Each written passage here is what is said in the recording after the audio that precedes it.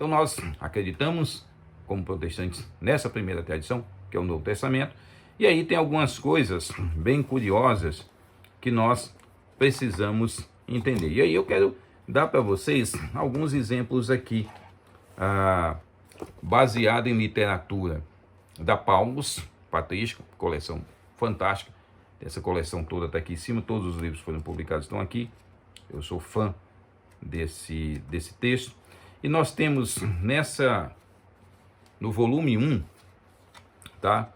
Uma citação na página 351, tá? Que fala do batismo. Estou falando do Didaquê, não é?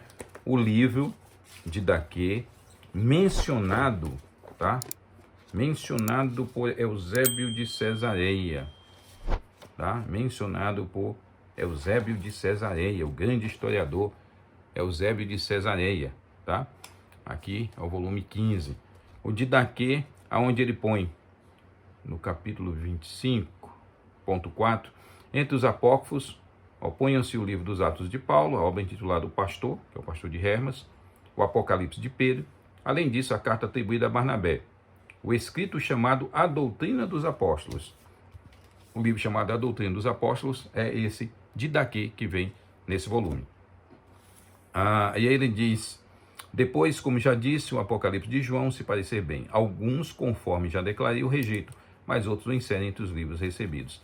Então ele vai considerar um apócrifo, o Didaquê, mas um apócrifo no sentido de livro não canônico. Não canônico, mas um livro de instrução que foi encontrado a primeira vez que nós modernos o encontramos, né? Foi já no século XIX, que nós passamos a ter um conhecimento melhor dele no Ocidente, 1873, mas era uma cópia datada de 1056, né? E só para você ter ideia, em 1054 foi a grande cisma do Oriente, em 1056, 2 anos após a grande cisma. Então, esse texto era um texto que hoje é indiscutível que fazia parte da primeira tradição eclesiástica da igreja. E quando eu falo da igreja, pessoal, eu não estou dizendo aqui que a igreja tinha somente uma fórmula, ou somente uma forma de fazer as coisas, tá? Jesus fala lá sobre o batismo, em nome do Pai, do Filho e do Espírito Santo. Ele dá uma fórmula exata? Ele explica como é o rito todo? Não. Até porque não existe esse rito todo. Existe a doutrina do batismo, existe a doutrina da ceia ou da Eucaristia. Não tenho nenhum problema de usar esse termo, né? Da ceia ou da Eucaristia. Então, nós temos ali doutrina. Agora, o Didaquê, ele chama a atenção de uma forma bem curiosa, quando ele menciona a questão do batismo, né? O batismo, página 351. Quanto ao batismo, procedam assim: depois de dita todas estas coisas, batizem em água corrente, em nome do Pai, do Filho e do Espírito Santo. Se você não tem água corrente, batize em outra água. Se não puder batizar em água fria, façam em água quente.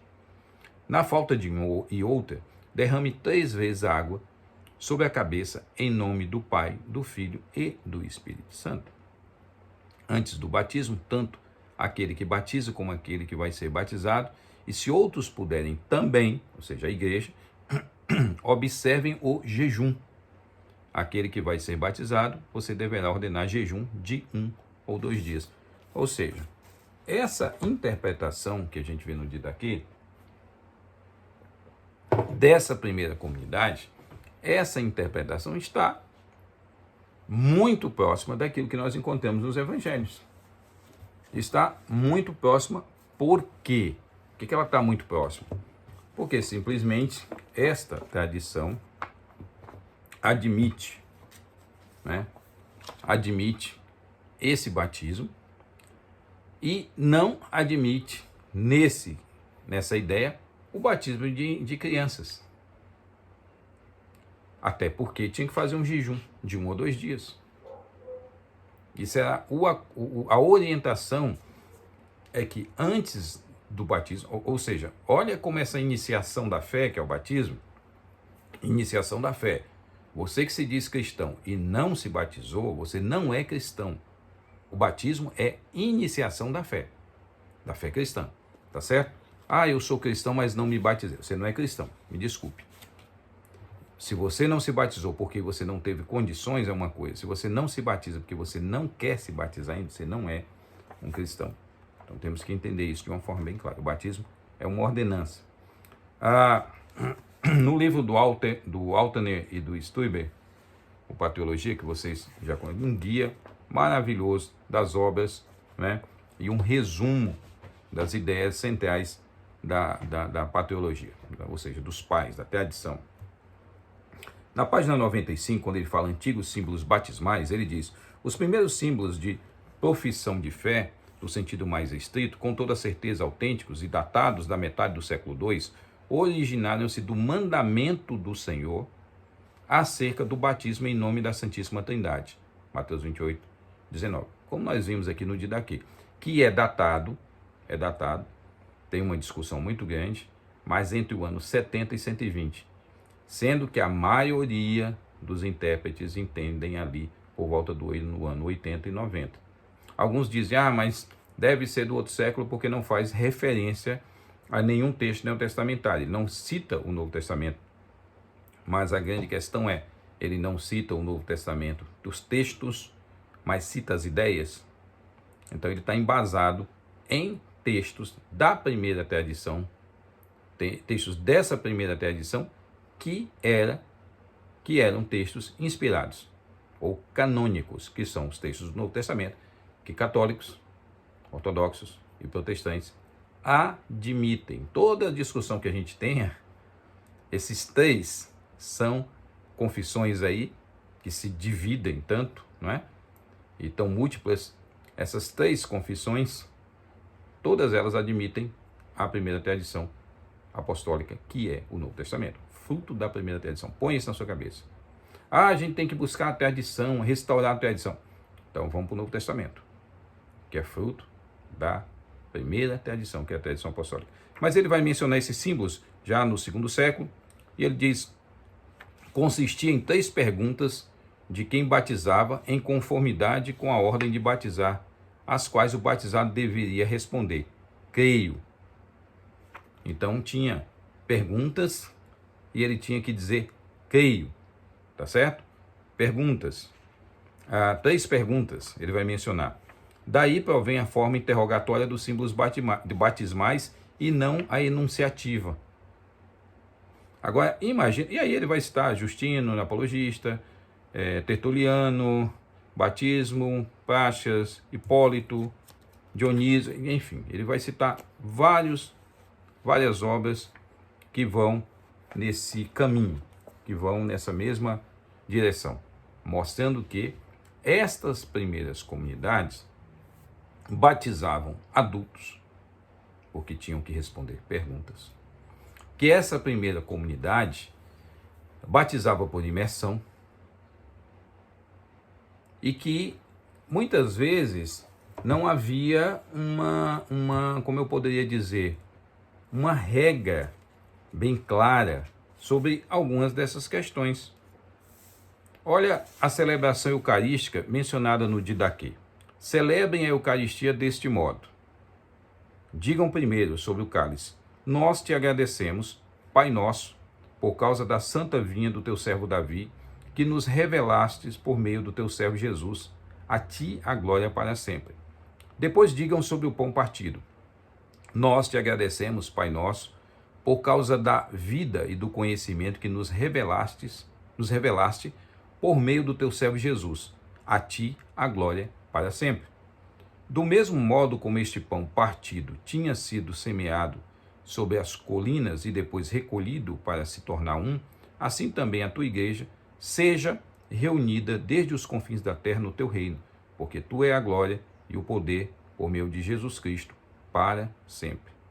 E aí ele dá a orientação: ninguém coma nem beba da Eucaristia se não tiver sido batizado em nome do Senhor, porque sobre isso o Senhor diz: não dei as coisas santas aos cães.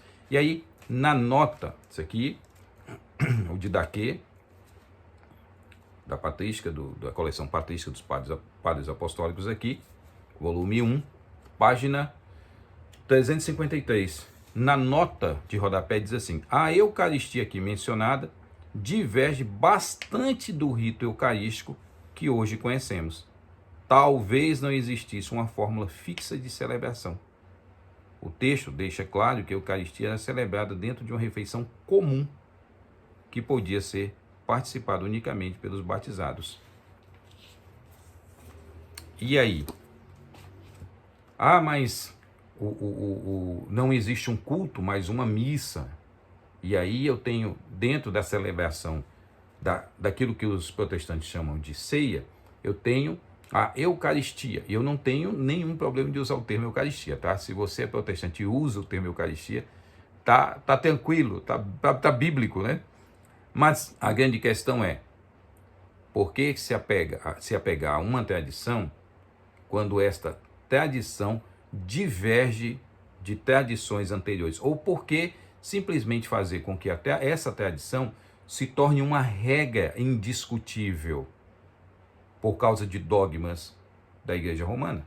Então, o que é que nós temos que decidir? Temos que nos decidir se vamos, à medida que a Igreja estabelece um dogma, ela diz, isso agora é matéria de fé indiscutível, se ela tem essa autoridade diante da autoridade dos pais, a autoridade dos textos escritos anteriormente. Dá para a gente chegar e falar, olha, é dogma de fé a Eucaristia e tem que ser estabelecida sim, quando esta tradição, que é do período apostólico, essa comunidade cristã, ou um livro espalhado em comunidades cristãs, ele, como já falei, vai ser mencionado aí entre os livros apócrifos, ou seja, não inspirados, mas de grande valia para a igreja, porque era um manual de ensino dessas primeiras comunidades. Então, como nós podemos resolver isso? A finalidade desse vídeo é exatamente fazer com que você pense um pouco quando você falar de tradição. Quando você mencionar, olha, nós como católicos acreditamos na tradição, se pergunte primeiro que tipo de tradição você está dizendo. Porque se você como católico quer se apegar a essas primeiras tradições, então, por favor, se apegue ao Novo Testamento, por favor, se apegue ao Didaquê e se questione por que a missa ou o momento de celebração da Eucaristia não está dentro dessa regra. E aí vem a pergunta, está errada? A regra do Didaquê estava errada? Aquelas comunidades cristãs que a interpretaram assim, que a viram assim, estão erradas? E agora, por causa de ser uma tradição criada bem posteriormente, como é hoje, é a certa? Essa é a grande pergunta, porque eu vejo muita gente falar, nós, católicos, acreditamos na tradição e os protestantes não têm tradição alguma. Eu sei que os protestantes, eles são muito largados com um conjunto de coisas que eles não se apegam muito. E eu acho que deveriam os protestantes, eu não sou um protestante apaixonado, tá? Eu amo a Jesus Cristo. Eu não tenho esse negócio, sou pastor de uma igreja batista e não tenho essa... porque a igreja batista é a igreja... Não tenho isso, pessoal, não tenho paixão nenhuma. Quem conhece o meu trabalho sabe das minhas palestras em tantas denominações, em tantas igrejas ao longo dos anos, ao longo das décadas nesse país. Então, não tenho nenhuma pretensão de dizer, minha igreja é... Não, isso é para mim uma bobagem, uma besteira. Denominacionalismo, para mim, é um tipo de idolatria. Eu não tenho isso. Eu amo os evangelhos, eu amo a palavra de Deus e eu amo a verdade.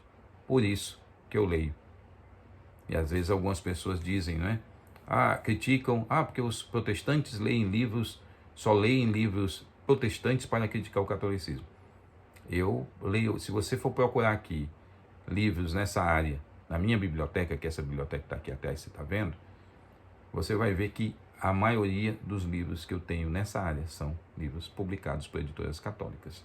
Eu não posso dizer que o Didaquê é uma literatura católica, mas essa bela edição da Paulus foi traduzida por uma editora católica. Tá certo? Um projeto que começou, se não me engano, lá na França e tem sido depois traduzido gradativamente aqui para o Brasil. Que Deus nos abençoe, que Deus nos dirija, que Deus nos fortaleça e que nos ajude a cada dia a compreender melhor as verdades de Deus para a glória do seu nome. Se apegue à Escritura, ore ao Senhor e pergunte ao Senhor o que Ele deseja de você. Que Deus te abençoe em nome do Cristo. Fui.